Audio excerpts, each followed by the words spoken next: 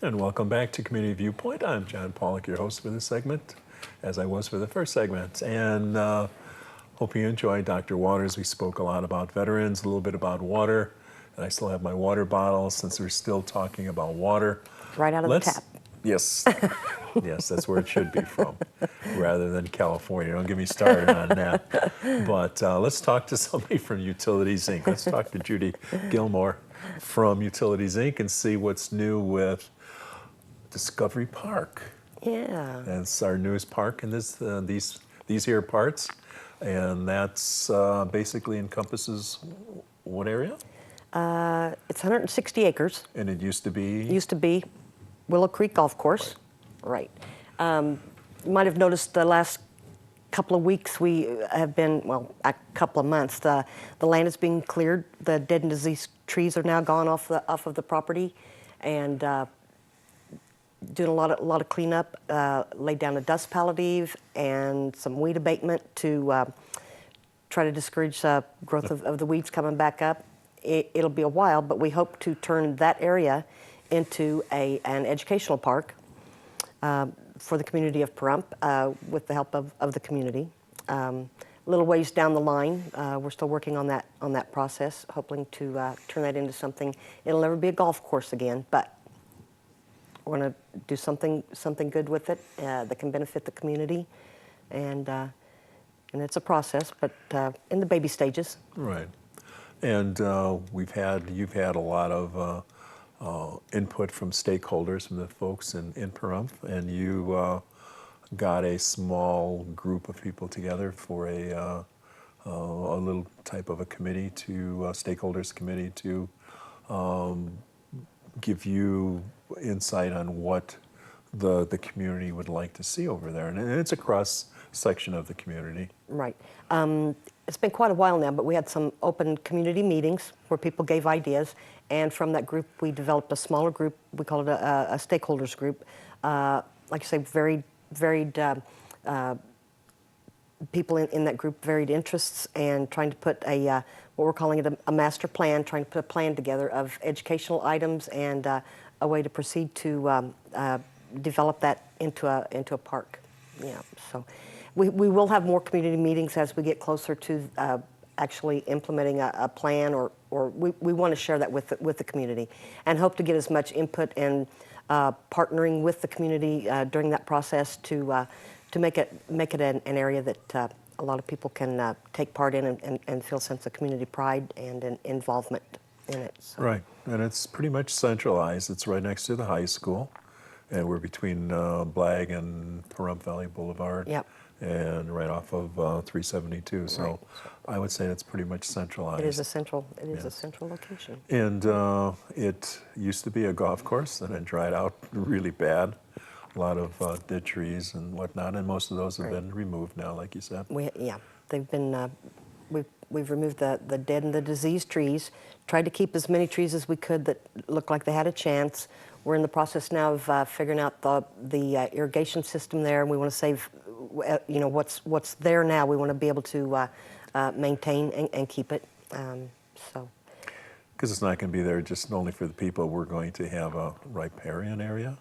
That's the word. Birds. Birds. There's the Red Rock Audubon Society is active in an area there to maintain and keep the natural habitat for the bird watching and the landscape for that, and other areas are drier and will be more native habitat, native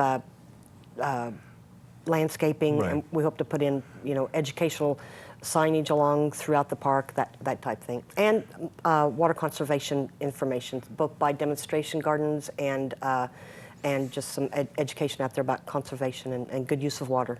Right, and then Noah, if you want to put up the conceptual drawing, this one here, right. This is, as we said, it is called Discovery Park, and the this is lady got herself a washing machine for naming the park. For yes, naming the park. We had the name change contest. Yes. Susan Morrow, I think that's her name, had named it Discovery Park, and we hope for it to be an area to discover lots of things: education, wildlife, habitat, recreation, and that we thought it was a fitting name. This is a rough conceptual drawing from a little while ago, where we're trying to rough out areas where we think things might go. Some items that we are hoping to have, or that we've talked about on the stakeholders group, are some like a labyrinth, and using artwork throughout the park, and possibly a maze. The labyrinth would be out of native plants, that kind of thing. Maybe a sundial utilizing some local artwork, or the native rock work, that type of thing. We're trying to use Pahrump items in the park, but yet make it be educational and fun for the kids. And just those type of learning things throughout the park. Nature gardens, that kind of thing. So. And so that's going to be a dawn till dusk. Dawn to dusk is what Right. we're advertising right now. No basic lights or anything, because there won't be No, any there shouldn't be. baseball, there won't be any soccer or Yeah, anything. So this is just... and we don't really want any late night activities out there, so it's just going to be.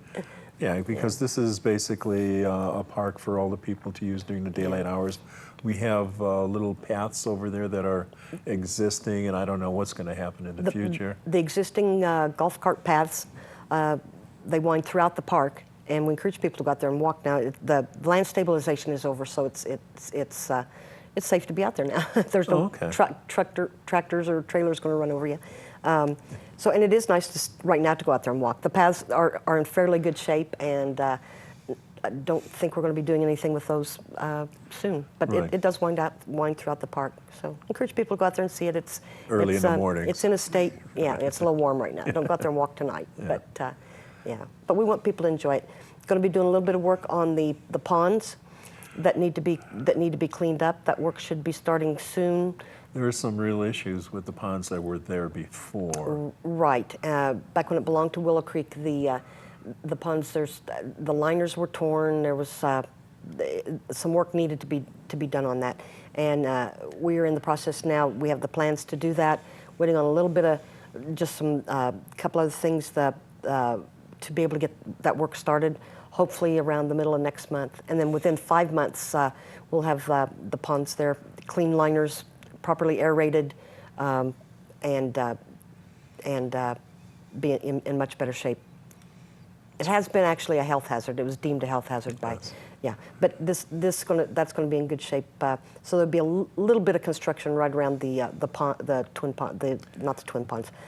area by right in the center of the park there. Okay, and the treatment plant, the effluent from that will be brought into some of the ponds for rapid infiltration? Currently the effluent water flows from the plant to the ponds that we're getting ready to work on. Okay. And that will continue. We'll have 2 ponds. We'll be able to alternate so we can keep those ponds maintained. Mm-hmm. But we are also putting in what you call RIBs, rapid infiltration basins. Yes. And this is another effort. This should be a good water conservation effort.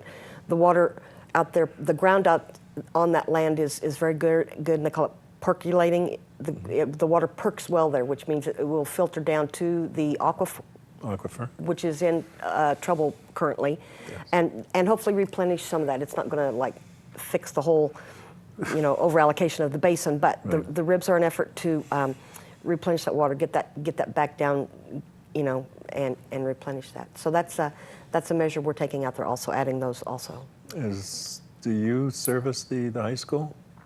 No, not right now. Is that a possibility? Possibly sometime down the road. Right. So we currently not, but right. You never know. So we can make. This is all a plan in the works. So this is a win-win-win situation for everybody. Right. And for Discovery Park for education, someplace to go to recreate and also to replenish the aquifer here too. Yeah. I might encourage everybody to follow us on Facebook as we go through the stages of this. UICN activities Discovery Park. We try to keep some information up there showing the stages we're at. As we start the pond cleanup there'll be some pictures out there of what we're doing, why we're doing it.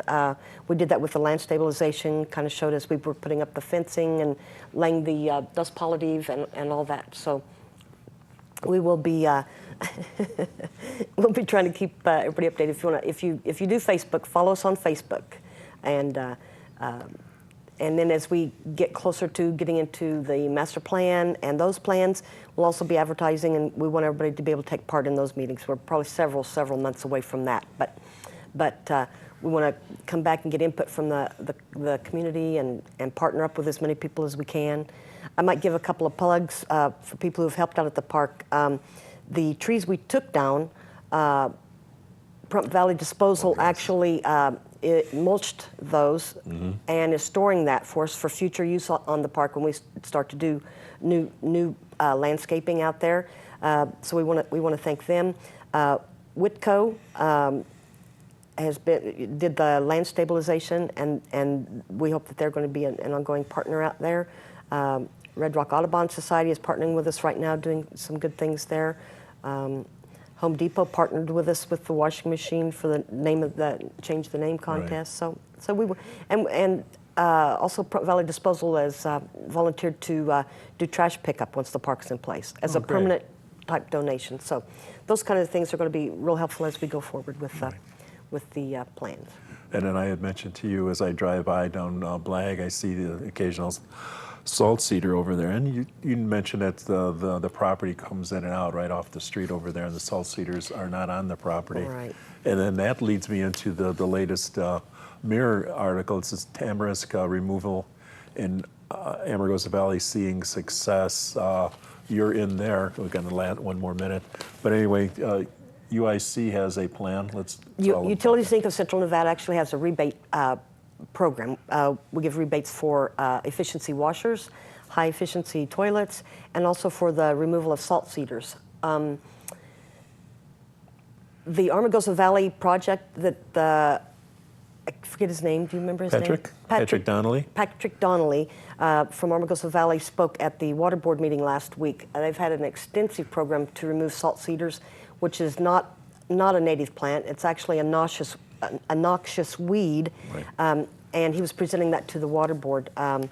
And along with that, he was saying, I had told him that we also are offering the rebate. Yeah, but we ran out of time. Oh. Patrick will be here, and we'll talk about that again. Call UIC to find out more about that. Thank you. Good evening. Oh. Oh.